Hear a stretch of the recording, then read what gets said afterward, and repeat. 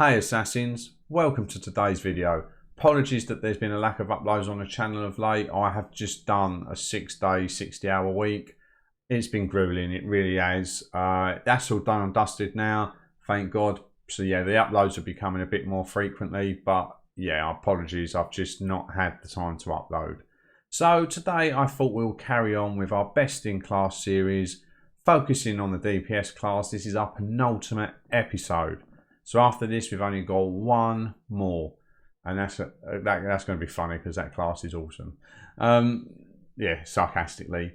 So yeah, so we're going to go through the DPS class. A lot of heroes in this class, very stacked class. So let's jump into it as quickly as we can, because yeah, there's a lot to go through. So Andrea, she's someone who's gone up in usage since they changed the damage formula. Someone did use her in a common like challenge where they completed story 28 with just commons. So yeah, she's got this nice little ability here. Strikes for 100% damage and reduces enemies defense by 20% for the duration of 10 ticks.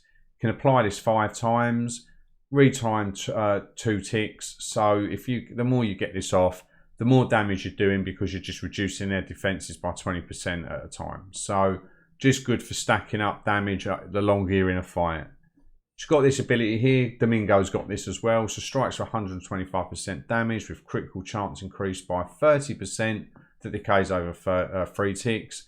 So you want to just pop this off every time it's available, because it increases your critical hit chance. Obviously that applies to your other attack as well. And she also has this ability here, which is first aid. So restores 30% health over 8 ticks. So for a common hero, she's got quite a lot of abilities. So it's quite nice. She's quite usable, especially early on in the game. She'll do a job for you. Very, very good.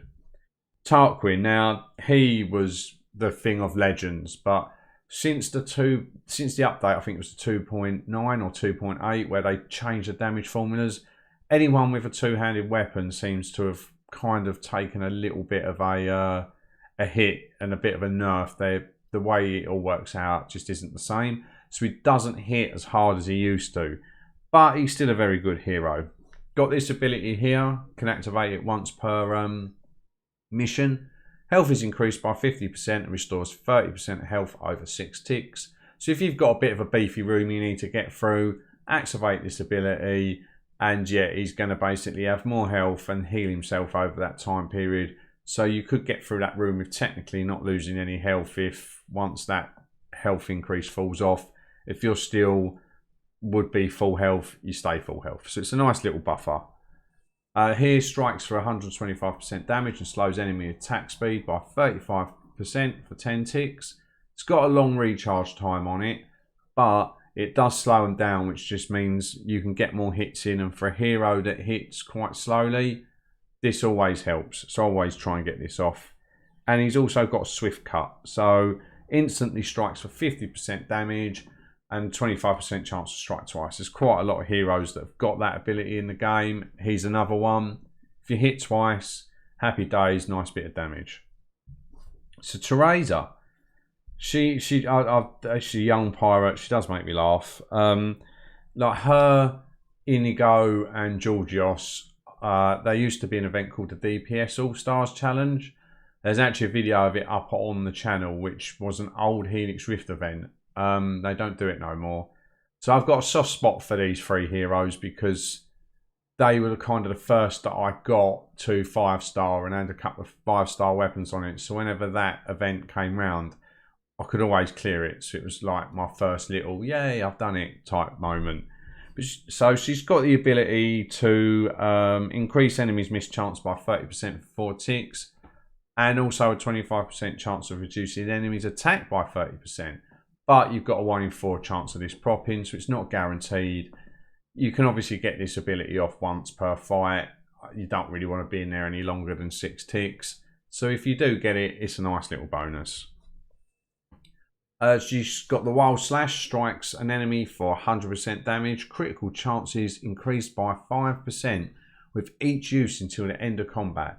Maximum of 5 applications. So if you use this and you manage to recharge and get it off again, your critical hit chance is just going up by 5% each time. So it's always nice, gives her that extra chance to crit.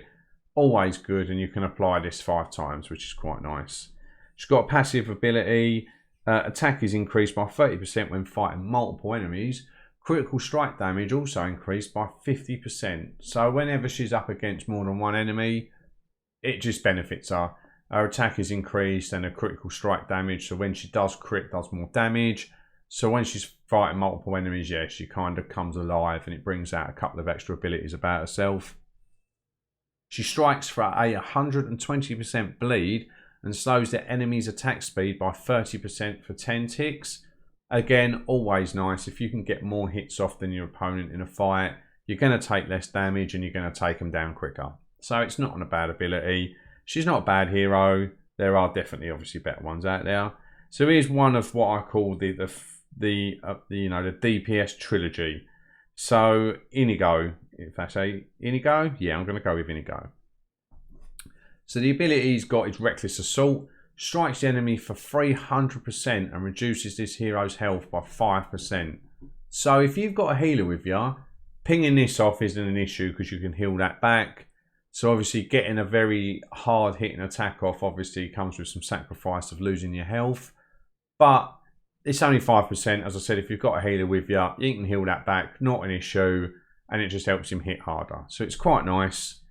He's got a deep cut, so strikes for 75% damage, inflicts 100% bleed damage over 4 ticks. So this is a faster bleed. It does 100% over a quicker time period. So not a bad ability. It helps get him down. He can dodge as well.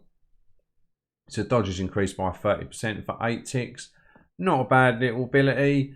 And his passive is just attack is increased by 50% when his health is below 35% health.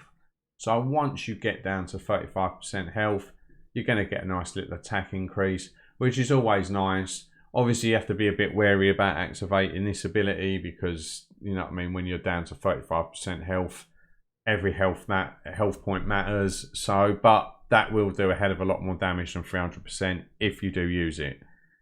Right, one of my favourite heroes in the game, and I can't believe I've not got the great axe on him. That axe looks absolutely pitiful. It really does.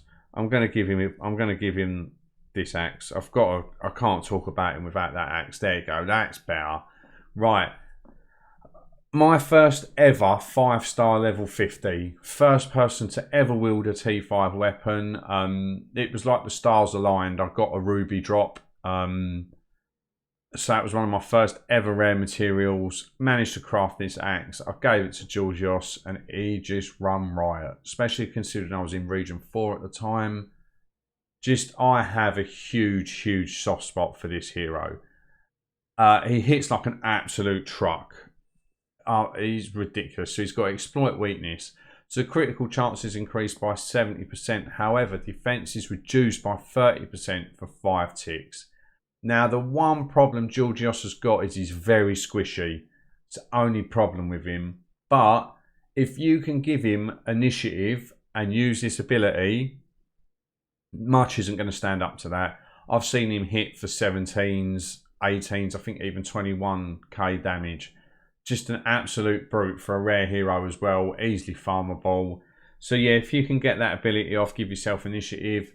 Obviously, it works with all attacks. So he's got Swift Cut, instantly strikes for 50% damage, 25% to strike twice. Still going to do a lot of damage, especially if you get it off twice. He's got this ability here, Fleeted Foot. So dodge is increased by 30% for 8 ticks. You can activate this in every single battle you go into. Always worth it. That way it just, yeah, stops him from getting hit as much. And health and attack are permanently increased by 20%. Upon entering combat, 50% chance of increasing attack by 30% for 2 ticks. So this is what I mean about giving him initiative. If this props, which is a coin flip, whether it does or not, with the exploit weakness, and he just, yeah, he hits so hard, honestly. One of the hardest hitting heroes in the game. He's just ridiculous. As I said, I've seen him crit for so much. He's just a little bit squishy. But that's the DPS class for you. do a lot of damage, but they are a bit squishy. That's going to be the common theme throughout this whole class. But one of my favourite heroes in the game, just through sentimental value, got me through so much of the game. So much of the game. Right, I haven't played Mario too much. Obviously, being Ezio's uncle, he's obviously going to have a bit of a following. He's all right. He's got this ability which dodge is increased by 20% and critical chance is increased by 30% for the entire party. So paired with somebody like Maria and Machiavelli, always a good time because they're going to heal more because of their dodge is increased. So yeah, very good support hero for them. For like them two heroes. He's got the taunt ability as well, so increases their miss chance by 8 ticks, but their attack is increased for 4 ticks. So you know what I mean. If he misses, if they miss their attack, it's all well and good. And then after that, the last 4% or 4 ticks, they're just going to be hitting for normal damage if they do hit you. So it's not a bad ability. I'm not massively over the moon about this. I'd rather just have a hero that goes in and does the damage straight off without having to dodge and dip and dive and stuff like that. But it's not a bad ability. It's a deadly strike. Quite a lot of people have got this. Same as Domingo, same as Andrea. Strikes for 125% damage with critical chance increased by 30%. The decays over 3 ticks. So yet again, whenever this is available, use it because it benefits your other attacks as well. Health and defense, are permanently increased by 15%. Upon entering combat, 25% chance to buff defenses by 30% for 4 ticks. So again, a 1 in 4 chance that every time you enter combat, you're going to take less damage. So yeah, not amazing, but not bad as well. Right, Bartholomew, bit of a meme hero really. He's not great. He's not that good. He's not great at all. Again, some people do have like a little following of him. 1, for how bad he is, and 2, he's quite an accessible hero. And obviously for people who played the game early on, when there wasn't all these other heroes in the game, at times he was probably your best option. So yeah, I think a few people do have a little bit of a soft spot for him. So this... So precision strike, critical chances increased by 30% for 4 strikes, which doesn't really do much in all fairness. It doesn't hit that hard anyway, but it takes 16 ticks to recharge. But hopefully you can get this off once a fight. That's all you're going to really need it for. He's got first aid, so he restores 30% of his health over 8 ticks, which is always nice. Makes him stay in the fight a little bit longer. Brutal strike, strikes for 200% damage. And a 25% chance to stun the enemy for 1 tick. Like, is it even worth it? Yeah, so 1 in 4 chance that you get a stun off. He's quite a slow hero anyway, so I think you get the stun off and they instantly come out of it and attack you anyway. So not a great hero. So he's got the brawler ability. Hero health and attack are permanently increased by 20% upon entering combat. Coin flip chance to increase attack by 30% for 2 ticks. Yeah, not much really to say about him. He's a very underwhelming hero. Yeah, just not great, really. Just not great. I ain't going to spend any more time on it than that. We reviewed Jamie a little while ago. He's not great. He's got this cool little ability. So it deals damage from outside of combat. So it's basically like a throwing knife or a brace of pistols. Deals... increases 25% critical chance and slows the enemy by 40% for 8 ticks. Grants initiative. You only get 2 of these, but it's not bad. If you have to use him in a Helix Rift event, it's okay. He's got the death. Is that death hit? I think that's how I'm going to pronounce it. Strikes for 125% damage and a 50% chance to reduce enemy's defense by 50% for 3 ticks. I think Alvaro's got this as well. The axe looks terrible on him, not going to lie. That is a piddly little axe, but yeah, he's okay. He's got a few abilities that initiative increases dodge. So if you use your ability, I mean, I've broke down him before, but if you haven't seen it, if you get that ability off here, which I just said, give yourself initiative. When you go into combat, you've got an extra 12% chance to dodge and a 25% chance to strike twice. So when that happens, he can take them out fairly quickly. His tackle increases, attack and defense opponent increase by 15%. And again, a coin flip chance that he's going to increase attack and defense by an additional 15% for 3 ticks. So he's okay. Nothing to write home about. Not a bad hero. I mainly use him for just doing codexes. Now, this little lady, I'm praying that she gets a T5 weapon, because this is the only thing that's stopping her from being like... I know she's got a T5 weapon, the Marmaden Spear, but it's not a great weapon. I'm hoping that they're going to give her a proper T5 weapon that benefits her, and just, yeah, just if they can increase their dodge anymore, she'll barely be unhittable. This ability is probably the most satisfying ability to fire off in the game. So it stabs an enemy 3 times for 50% each strike. For each strike, the final strike has a critical hit chance increased by 30%. So if you crit this, it does so much damage, and that's with a T4 weapon. I just generally praying she gets a T5 weapon, and it will just make her just absolutely amazing. Sand throwers to reduce his enemy accuracy and speed by 20% for 6 ticks. It's okay. But this dodge, you keep getting this off, along with her natural ability to dodge anyway, which is part of her passive ability here. So she's always got a 7% chance to dodge regardless. And then upon dodging, she gains a 10% attack buff for the next attack. Please give her a T5 weapon and let her just absolutely tear through people even better than she does. And she's got the Fury ability as well. So 10%, each 10% of health loss, 7% attack increase. So always nice. Whenever you can get this going, as well as her other abilities, she just hits insanely hard. And I'm just praying that she does get the T5 weapon she deserves. Lucas. Now Lucas, I believe, and I'm going to do a video on this, he's basically everyone's win con for first completing story 28. There's a lot of people I know that put a bit of extra training into him, took obviously Gasper in, Yusuf in, took him in to take down story 28.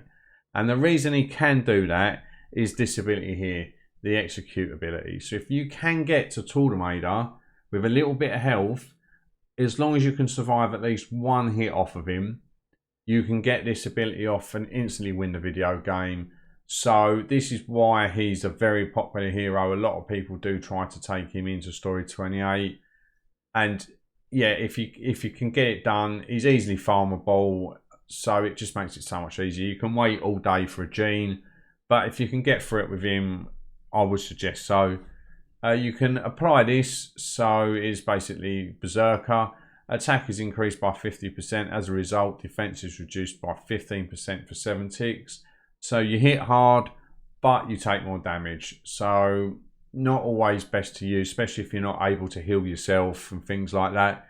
If you've got a very long kind of room to get through, it's not always wise popping this, because sometimes the damage, extra damage you're doing just doesn't outweigh the damage that you're actually taking back.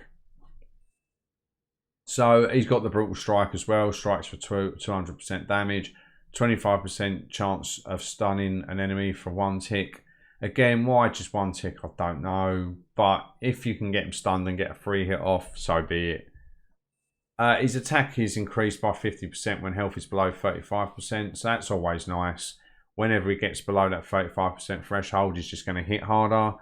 And his health and attack opponent increased by 20%. And then entering combat, a coin flip chance of increasing attack by 30% as well. So, nice little hero. As I said, everybody I think tends to use him to first get through story 28. Corvo, a huge disappointment. I've ranked him up. Extremely squishy and just doesn't hit that hard, to be honest with you. He's got Brutal Strike as well, so 200% damage with a 25% chance to stun. Armor Shred, so strikes for 90% damage and reduces enemy defense by 75% for 10 ticks. Always nice to reduce the enemy's defense, but it just doesn't last long enough. He's very squishy. And Sand Throw, so a few of the other heroes have got this, where you reduce their attack speed and defense by 20%. So, sorry, accuracy and attack speed, sorry, for 20% for 6 ticks. Health and defense are permanently increased, and then he's got a 1 in 4 chance that he'll buff his defenses. And he's also got the Gladiator, boosts critical chance by 20% when facing a single enemy. So not great against double enemies. So if you attack one and then his mate comes running over, you're not going to have a good time. He's best on just a one-on-one, but very lackluster. I didn't enjoy playing him. I will do a video on him, but when I was testing him, I was just like, he's not that good. He really isn't. So no, I'm not a fan of his. Super Bayak. Just the legendary weapon just made him so good. The ability here, the hunter's bow, so fires an arrow at an enemy range, dealing 170% damage with 15% chance to instantly kill the target. Just, yeah, you get 5 of these. Absolutely awesome. Such a great ability. He can assassinate as well. Not amazingly, he's not the best assassinator in the game, but if he can get you 1 or 2, it still helps out, saves you getting your hands dirty in combat. This ability here strikes for 300% damage on next attack, only available after 4 ticks. Most of the time you're not even in the fight for that long. So unless you have multiple enemies, you're very rarely going to get to use this, and if it doesn't crit, it's not worth the 4 tick wait. So take it and leave it with that ability. Strikes for 50% damage, 25% chance to strike twice. Just so good. Just so good. He can heal himself off of crits as well, with his new weapon as well. So that's absolutely awesome. What's it called? When an assassination fails, he still deals 200% damage to an enemy, which most of the time more than likely kills them anyway. And he's also got a chance to perfectly block all incoming damage, which is just amazing. When that props, you're just well happy. You're like, oh my god, look at that, no damage. Very good hero. Again, very squishy, but does make up for it through the fact that he can heal himself through critical hits. So let me just make sure that I've not lied. I'm sure it's critical hits. Yeah, it's a critical strike, you perform your heal. Yeah, so I was right. So yeah, just makes him that little bit less squishy, because obviously he can heal himself through attacking people. The more he crits, the more health you get back. Another hero that came from the ashes and just rose once you got a legendary weapon, and that's Cassandra. This ability here, just even if you don't assassinate them, they're dead. They're more or less dead. I mean, even on GM5, I was running through that. I think there was like a 15k enemy in now. If it didn't kill him, he was taken down to about 500 health, where the next attack just absolutely annihilates him. So, just ridiculous ability. The hero strike, apparently, I've not used it in Odyssey, but apparently it's as broken in this game as it is in Odyssey. Just ridiculous. It just hits so hard. She's got the poison ability here as well, which also helps because the fact her attack has been increased. So the damage does more over time. So the poison damage is just so much more because of her attack values higher. And yeah, she hits a lot harder. Helps you find your chests. So any room with a chest and the objective, 3 adjacent rooms. So basically you pop this, you might as well light up the whole map. So good for just pointing out where things go, where to get your chests. So I love this. I love this Revelations ability. It's very handy to have.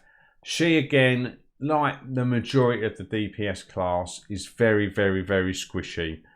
But she can heal herself, and I think it's an ability on her weapon. Let me find it. I think it's this. If it actually works, yeah.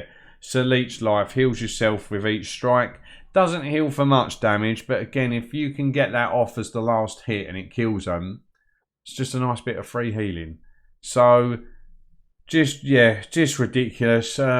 She's got, whenever she's below 35% health, her dodge is increased by 21%, always nice.